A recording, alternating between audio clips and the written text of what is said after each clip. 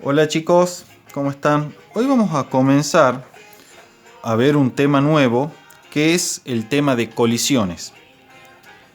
Este tema en realidad no involucra conceptos físicos nuevos, más bien es una aplicación directa de todos los conceptos que ya vimos en las clases anteriores. Es decir, desde el punto de vista estrictamente físico no van a aprender nada nuevo en este tema, es todo una aplicación, ¿sí?, de lo que ya vimos en las clases anteriores. Bastante sencillo.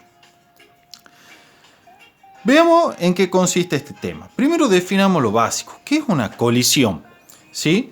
Desde ya le voy adelantando que una colisión, chico, en física tiene el mismo significado que en el lenguaje coloquial. Veamos por qué. Acá está la definición. Colisión es el fenómeno en el cual dos o más cuerpos interactúan de manera intensa durante un intervalo de tiempo muy corto. Es lo que ustedes en la vida cotidiana entienden por colisión. Por ejemplo, si ustedes están parados y viene un compañero y para hacerle una broma los empuja, eso es una colisión, están chocando. ¿Sí? ¿Por qué? Porque hay una interacción muy fuerte. Recuerden que interacción es sinónimo de fuerza, ¿sí? Muy fuerte durante un tiempo muy corto, que es el tiempo durante el cual están en contacto. O sea, es una colisión en el lenguaje coloquial y es una colisión en el lenguaje físico. Desde luego, cuando dos autos, por ejemplo, chocan o colisionan, en el lenguaje coloquial también es una colisión desde el punto de vista físico, porque hay una interacción muy intensa, es decir, una fuerza de interacción muy grande entre los autos durante un tiempo de duración muy corto, que es el tiempo que dura esa colisión. Ahora bien, para resolver los problemas de colisión, vamos a adoptar un modelo, donde un modelo significa unas ciertas hipótesis que vamos a suponer que se verifican siempre. Veamos cuáles son esas hipótesis. En toda colisión, chicos, vamos a suponer que, primero, las fuerzas externas, en caso de haberlas, ¿sí?, puede ser que el sistema esté aislado, o sea, las partículas que colisionan, los cuerpos que colisionan, estén aislados y por lo tanto no actúe directamente ninguna fuerza exterior sobre ellos. Pero, aún si hubiese fuerzas externas, son despreciables respecto de las fuerzas internas que actúan debido a la interacción de la colisión. Recuerden que cuando tenemos un sistema, ¿sí?, ese sistema está constituido por fuerzas exteriores y fuerzas internas. Las fuerzas exteriores son las fuerzas ejercidas por elementos que son ajenos a mi sistema. Por ejemplo, si yo tengo el celular acá y, por ejemplo, tengo la goma, esto podría ser mi sistema. Las fuerzas exteriores de mi sistema serían el peso del celular, la normal, el peso de la goma, la normal sobre la goma, ¿sí? Son fuerzas exteriores que son ejercidas por elementos ajenos a mi sistema, como la tierra y la mesa. Pero cuando yo los pongo en contacto a las dos partes de mi sistema, también aparecen fuerzas internas, que son las fuerzas de interacción entre la goma, por ejemplo, y el celular. ¿Sí? Entonces, eso es a modo de repaso. Sabemos entonces que un sistema siempre está constituido, aparecen fuerzas exteriores y fuerzas internas. Bueno, como cuando nosotros analicemos las colisiones vamos a definir un sistema, donde ese sistema va a ser, en general, las partículas que están colisionando, entonces esas partículas van a tener fuerzas exteriores e internas. Las fuerzas internas son las fuerzas de la colisión propiamente dicho, que son las fuerzas que se ejercen las partículas que están colisionando entre sí. Y las fuerzas externas podrán ser el peso, la normal, alguna hipotética fuerza de roce, si es que la superficie sobre la que se mueven las partículas colisionantes es rugosa, etc. En cualquier caso, las fuerzas externas, chicos, siempre van a ser despreciables respecto a las fuerzas internas. ¿Sí? Eso quiere decir que puedo describir el movimiento de cada una de las partículas por separado, considerando únicamente las fuerzas internas durante la colisión, ya que las externas son despreciables respecto de estas fuerzas internas, que son las que caracterizan el choque o la colisión. La otra hipótesis, chicos, es que el momentum lineal del sistema se mantiene constante en módulo, dirección y sentido. Es decir, el P del sistema antes de chocar, es decir, al inicio, es igual al P del sistema al final, es decir, después de chocar. Ahora bien, el P del sistema, ¿sí?, es el momentum lineal de un sistema de partículas, que ya saben de la teoría del sistema de partículas que no es más que la suma vectorial de los momentum lineales de cada una de las partículas. Entonces, si mi sistema, por ejemplo, son dos partículas que están colisionando, como pueden ser, por ejemplo, dos autos, será la masa del auto 1 por la velocidad del auto 1 más la masa del auto 2 por la velocidad del auto 2. Esto que está acá es el P del sistema, es decir, el momento lineal del sistema al inicio, es decir, un instante antes de colisionar. Mientras que M1 por U1 más M2 por U2 es el momentum lineal del sistema inmediatamente después de colisionar. Una aclaración importante. que es una notación. En colisiones, chicos, para no complicarnos con la notación, vamos a trabajar de la siguiente forma. B1 y B2, como están indicadas acá, B1 y B2 son las velocidades del inicio del intervalo, es decir, al inicio de la colisión. ¿Sí? Y U1 y U2 son las velocidades al final del intervalo, es decir, al final de la colisión. ¿Sí, chicos? Eso es algo, una notación con la que vamos a trabajar. Repito una vez más. V1 y V2 van a ser velocidades inmediatamente antes de colisionar. Y U1 y U2 van a ser velocidades inmediatamente después de colisionar. Entonces el P del sistema al inicio, es decir, antes de colisionar, es M1 por V1 más M2 por V2. Es decir, la suma de los P de cada partícula individual antes de la colisión. Y el P del sistema al final va a ser M1 por U1 más M2 por U2. Es decir, es la suma vectorial de los P de cada partícula que colisiona después de la colisión. ¿Sí? Bueno, acá está indicado P del sistema al inicio, P del sistema al final, ¿sí? Momentum lineal del sistema al inicio del intervalo considerado, P del sistema al final, el momentum lineal del sistema al final del intervalo considerado. Bien, el intervalo considerado, chicos, es el intervalo de tiempo, ¿sí? El tiempo durante el cual dura la colisión y que es el tiempo que vamos a considerar para hacer los cálculos. Esto es al inicio del intervalo, esto es al final del intervalo de tiempo, es decir, al inicio de la colisión, al final de la colisión. ¿Sí? Nosotros, chicos, siempre vamos a considerar, en definitiva, entonces, que el P del sistema se conserva antes, durante y después de cualquier colisión. Esto es algo que siempre se va a verificar en toda colisión que nosotros resolvamos. ¿Sí? El P del sistema se conserva, es decir, es el mismo antes, durante y después de la colisión. Cualquiera sea esa colisión. ¿Sí? Bien, ahora veamos cómo se clasifican desde el punto de vista energético los choques o las colisiones. Veamos. La primera colisión que vamos a ver es la colisión elástica. Esto simplemente es un criterio, ustedes se lo tienen que aprender. ¿Sí? La colisión elástica. En ella, la energía cinética del sistema, que es la suma de las energías cinéticas de cada una de las partículas que constituyen el sistema, recuerden que eso está enseñado en el sistema de partículas, ¿sí? Bueno, esa energía cinética del sistema se conserva inmediatamente antes e inmediatamente después de la colisión. ¿Sí?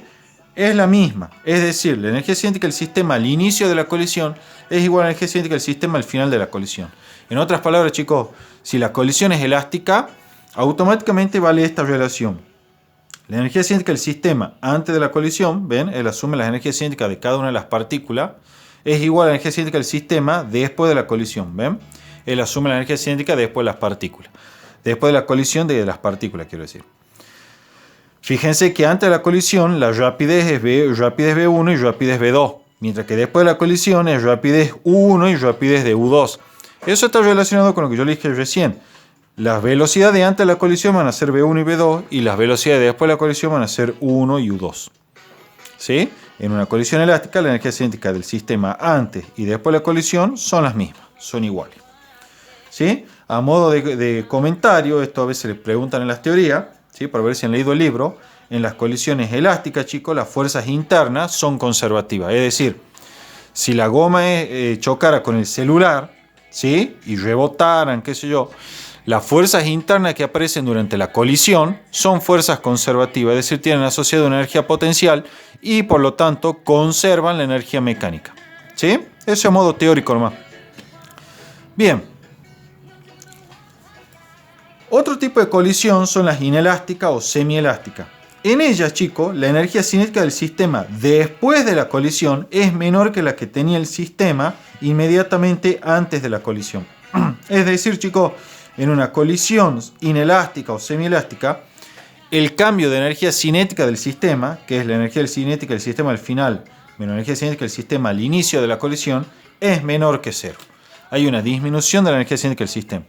Ahora ustedes me preguntarán, ¿y qué ha pasado con la energía cinética del sistema? ¿En qué se convirtió? ¿En qué se transformó? Se convierte en energía térmica, en energía interna. Si ustedes agarran las manos y comienzan a aplaudir, ¿sí? Van a notar que las manos se empiezan a calentar. ¿A qué se debe eso? Se debe a que la colisión que está teniendo lugar entre las manos, porque es una colisión, ¿sí? Es una colisión del tipo inelástica, ¿sí? De manera tal que parte de la energía cinética del sistema se perdió, disminuyó. Por eso el cambio de energía cinética del sistema es menor que cero, porque la energía cinética del sistema al final es menor que la que ve al inicio. Entonces, ¿qué ha pasado con la parte de energía cinética del sistema? Que perdí. Pasó ahora como energía interna que se transforma en un incremento, o se traduce, mejor dicho, en un incremento de temperatura de las manos, ¿sí? Eso es lo que muchas veces ustedes dirían en forma incorrecta, se convirtió en calor. No se convierte en calor, eso es tema de física 2, ¿sí? Pero sí se convierte en energía interna que se traduce en un incremento de la temperatura de las palmas que están colisionando, ¿sí? O sea, es conservación de la energía pura. La energía nunca se crea ni se destruye. En cambio, ¿qué hace? Se transforma. Bueno, en este caso pasó como energía cinética del sistema, parte se convirtió en energía térmica que se traduce en el calentamiento que se aprecia en las manos, ¿sí? Es decir, en el incremento de temperatura. Esto está en a modo de comentario. En definitiva y en resumen, en una colisión inelástica, chico, el cambio de energía cinética del sistema es menor que cero. Es decir, la energía cinética del sistema disminuye. ¿Por qué disminuye? Porque parte pasa como energía térmica o interna de los cuerpos colisionantes y se aumenta la temperatura, ¿sí? ¿Qué pasa en la colisión inelástica? Esto también a modo teórico. En este caso, las fuerzas internas son disipativas y la energía cinética del sistema se transforma parcialmente en energía interna. El sistema eleva su temperatura, ¿sí? Lo que vimos recién. Bien, ahora pensemos lo siguiente. Vamos a describir un nuevo tipo de colisión que también lo conocen, la colisión explosiva. Esto es si alguna vez han prendido un raspafósforo o han hecho explotar algo. Bueno, esa explosión es una colisión explosiva. ¿Qué es lo que ocurre en ello, chicos? En ella dice, la energía cinética del sistema se incrementa a costa de la energía potencial interna del sistema. Es decir, las fuerzas internas, supuestas conservativas, realizan trabajo y modifican la energía cinética del sistema. En una colisión explosiva, entonces, el cambio de energía cinética del sistema, que la energía cinética del sistema al final menos la energía cinética del sistema al inicio, es mayor que cero. Es decir, la energía cinética del sistema que tengo al final es mayor del que ve el inicial. Es lo que ven ustedes cuando hacen explotar algo. Si ustedes prenden un raspafósforo, cuando el raspafósforo cae al piso está quietito. Imagínense que el portamina del raspafósforo queda en el piso, ¿sí? Comienza a consumirse, ¿sí? El fósforo justamente que tiene arriba, y luego ¿qué hace? Explota y salen los fragmentos disparados en todas las direcciones. Entonces, ¿qué es lo que estamos viendo, chicos? Al inicio, el raspafósforo, mientras estaba apoyado en la superficie, en el piso, tenía una energía cinética del sistema igual a cero, porque todas las partes del raspafósforo estaban en reposo. Pero luego de que explotó, es decir, luego de que tuvo lugar la colisión explosiva, ¿qué pasó? Todos los fragmentos están volando por el aire. Entonces tiene una energía cinética del sistema final mayor que cero. En otras palabras, se incrementó la energía cinética del sistema. Ahora, la pregunta es, ¿de dónde salió esa energía cinética del sistema? Porque esto estaba en reposo y algo lo tiene que haber empujado, entre comillas, para que adquiera esa energía cinética del sistema al final distinta de cero. Y que ustedes saben que es bastante grande. Bueno, ¿qué es lo que ocurrió? Las fuerzas internas, que son fuerzas asociadas con los enlaces químicos, ¿sí?, que constituyen la pólvora, han hecho trabajo sobre el sistema. Y eso modificó la energía cinética del mismo. Si ustedes recuerdan, chicos, en un sistema de partículas teníamos que el trabajo de fuerzas exteriores más el trabajo de fuerzas internas es igual al cambio de energía cinética del sistema. Bien, acá fuerzas exteriores no hay, o por lo menos no hacen trabajo, porque se acuerdan que las considerábamos despreciables, entonces el trabajo hecho por ellas es despreciable. Entonces esta ecuación se reduce que el trabajo hecho por las fuerzas internas es igual al cambio de energía cinética del sistema. Entonces lo que ustedes están viendo es que, como en una explosión, el cambio de energía cinética del sistema es mayor que cero. Lo que ocurrió es que las fuerzas internas hicieron un trabajo que produjo ese incremento de energía cinética del sistema, ¿sí? ¿Quiénes son las fuerzas internas en una explosión? Las fuerzas químicas, ¿sí?, en los enlaces químicos asociados a la composición química de la pólvora o de la sustancia que está explotando, ¿sí? Bueno, eso también, como les digo, a modo de teórico, de detalle, no hace falta que tampoco lo sepan. Simplemente es importante entender esto. Cuando digan que la colisión explosiva, listo, el cambio de energía cinética del sistema es mayor que cero. ¿Por qué? Porque las fuerzas internas hacen trabajo. Listo. El último tipo de colisión que vamos a ver, chicos, es la colisión plástica, que muchas veces los libros se refieren a esta colisión como totalmente inelástica, ¿sí? En ella las partículas colisionantes quedan unidas después de la colisión. Es decir, se mueven con la misma velocidad después de colisionar. Y esta velocidad es la del centro de masa. En ella se produce la máxima disminución de energía cinética del sistema, pues se pierde toda la energía cinética interna. Veamos qué quiere decir esto, chicos. En primer lugar, ¿qué quiere decir que las partículas queden unidas? Eso es lo que ocurre, por ejemplo, si alguna vez vieron un video cuando un tren, por ejemplo, choca con un auto. Van a ver que el tren y el auto quedan pegados y el tren lo va arrastrando al auto. Bueno, eso es una colisión plástica, porque quedan unidos, se mueven con la misma velocidad después de colisionar. Otro ejemplo de colisión plástica es, por ejemplo, cuando a ustedes se le cae, por ejemplo, un poco de comida en el piso. ¿Sí? Digo comida porque la comida tiene un comportamiento en general plástico. ¿Sí? Se cae un poco de comida del piso, queda pegada, ¿sí? En el suelo. Ese es un tipo de colisión plástica porque quedan unidos los cuerpos colisionantes, que es el suelo, y la comida propiamente dicha. ¿Sí? Se mueven con la misma velocidad, que es aproximadamente cero después de la colisión. Bien, esos son ejemplos entonces de colisiones plásticas. Otro ejemplo de colisión plástica que lo van a ver ahora en vivo es el de esta lapicera con el celular. Cuando choquen, quedan unidos y se mueven a la misma velocidad. Es un ejemplo de colisión plástica. Desde el punto de vista energético, ¿qué es lo que ocurre en la colisión plástica? En esto no me interesa a ustedes que lo sepan ahora, esto lo toman en el final. ¿Sí? En la colisión plástica, desde luego, hay una disminución de la energía cinética del sistema. Pero esa disminución es máxima. ¿Qué quiere decir? Cuando la colisión es plástica, se produce la máxima disminución o pérdida de energía cinética del sistema. Eso es algo que le pueden pedir en un final que lo demuestre. En la práctica y en los parciales no lo van a tomar. ¿Sí? Es a modo de comentario y está anotado que en la teoría así lo leemos, por si se lo preguntan. Pero la demostración no la vamos a hacer, como les digo, no se la van a pedir ahora. ¿Sí? Bien, entonces, en definitiva, en la colisión plástica, los cuerpos quedan unidos después de la colisión. Eso quiere decir que se mueven con la misma velocidad después de la colisión. Y en ella se produce la máxima disminución de la energía cinética del sistema. ¿Sí? Tan sencillo como eso. Bueno, acá hice una aclaración que tampoco la van a usar en la práctica, ¿sí?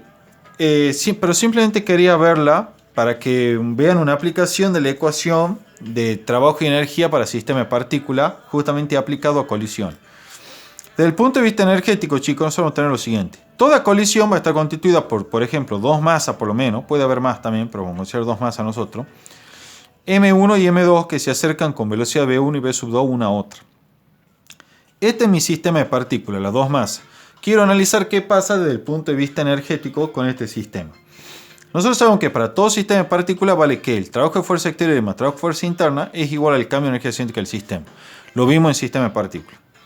Como despreciamos la fuerza externa, entonces el trabajo realizado por esta durante la colisión es cero, o sea, el trabajo de fuerza exterior es cero. Entonces esta ecuación de acá toma la forma 0 más trabajo de fuerza interna igual al cambio de energía cinética del sistema. O lo que es lo mismo, esto está aquí. Trabajo de fuerza interna igual al cambio de energía cinética del sistema. Esta ecuación lo que les está diciendo, chicos, es que cualquier cambio en la energía cinética del sistema se debe exclusivamente a un trabajo hecho por fuerzas internas. ¿Sí? Simplemente eso les está diciendo. Entonces, en cualquier colisión, cualquier cambio en la energía cinética del sistema implica un trabajo hecho por fuerzas internas que es igual a ese cambio de energía cinética del sistema. Ahora bien, si ustedes recuerdan del sistema de partículas, la energía cinética del sistema es la energía cinética interna más un término que es la energía cinética translacional, que es un medio de la masa total del sistema por la rapidez del centro de masa al cuadrado. Eso está en sistema de partículas, incluso hicimos un problema de eso. Pero en toda colisión, la rapidez del centro de masa es una constante. ¿Por qué, chicos, es una constante?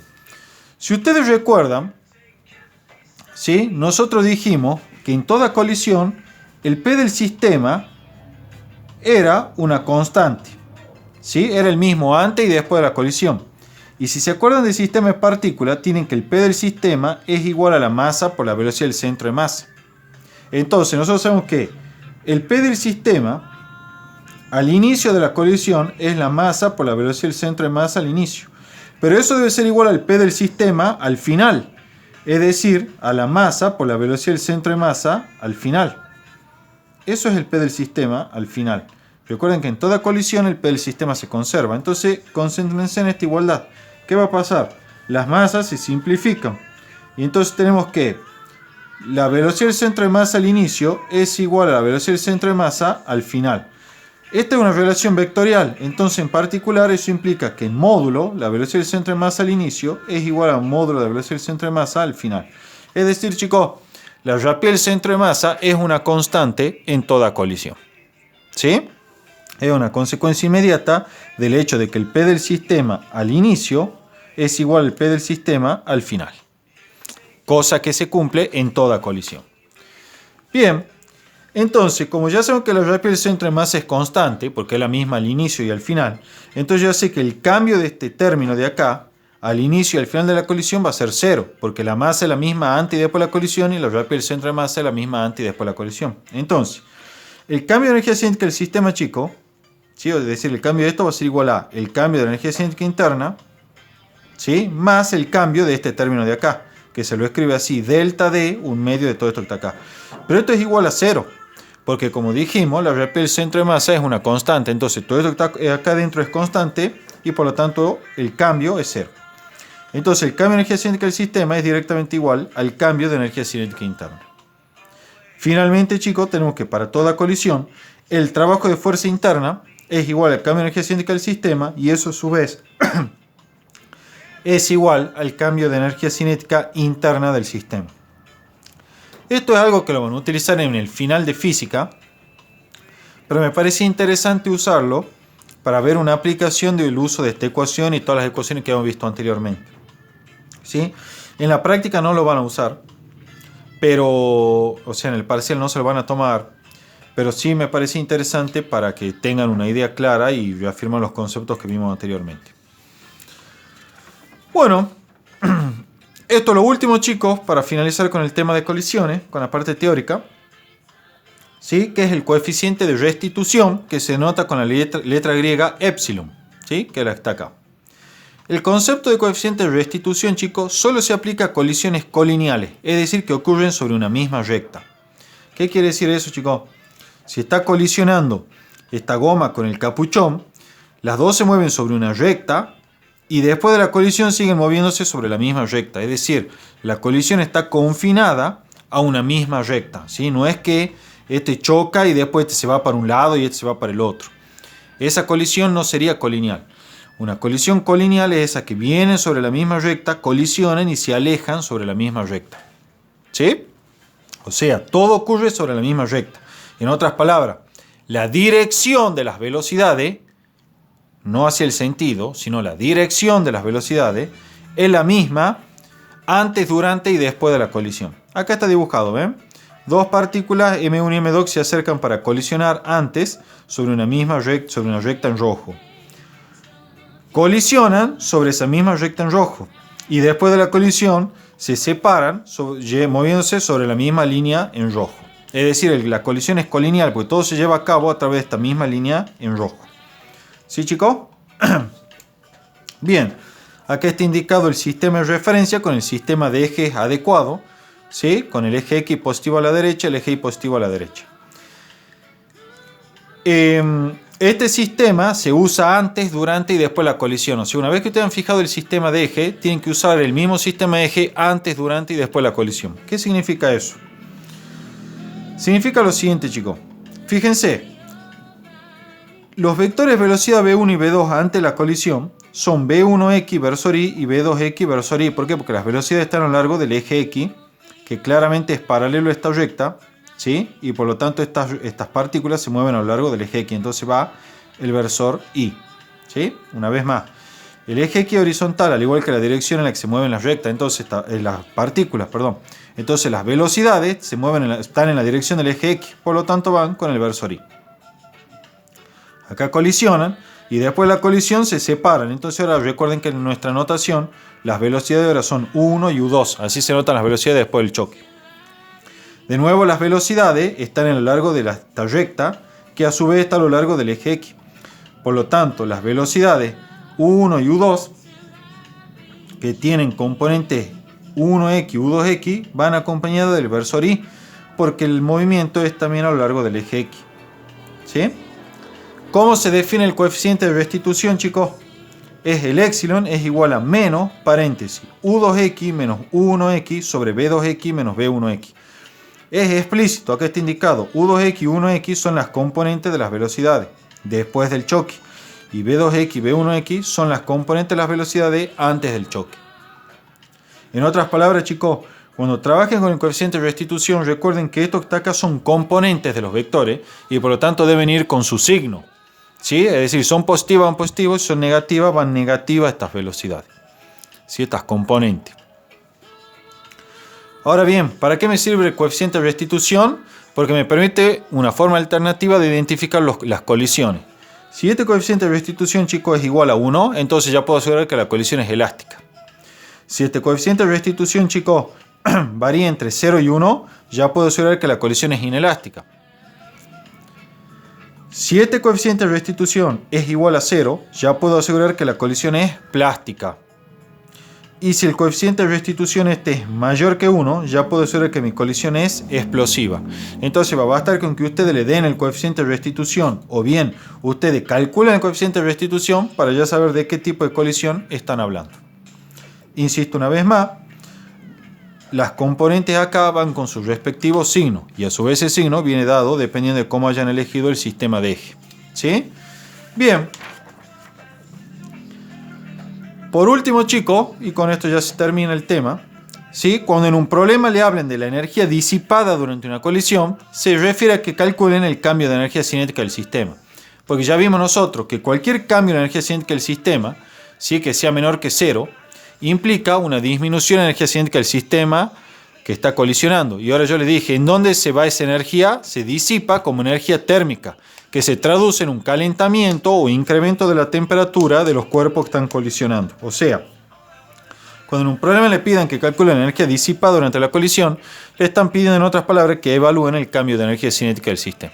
Tan sencillo como eso, ¿sí? Y la explicación o justificación física radica en que la energía cinética que se perdió, es decir, el cambio de energía cinética, tiene que haber pasado como energía interna o térmica de los cuerpos colisionantes. Y esa es, por lo tanto, la energía que se disipó durante la colisión y los libros dicen se disipó en forma de calor. Bueno, es incorrecto decir eso en realidad, pero bueno, es una forma de decirlo. Bueno, chicos, con eso queda visto todo colisiones, ¿sí? Creo que este es el último tema, ¿sí? Porque ya no estaban tomando cuerpos rígidos en los parciales. Pero bueno, veremos qué le dicen en la cátedra. Cualquier duda, por favor, me avisa.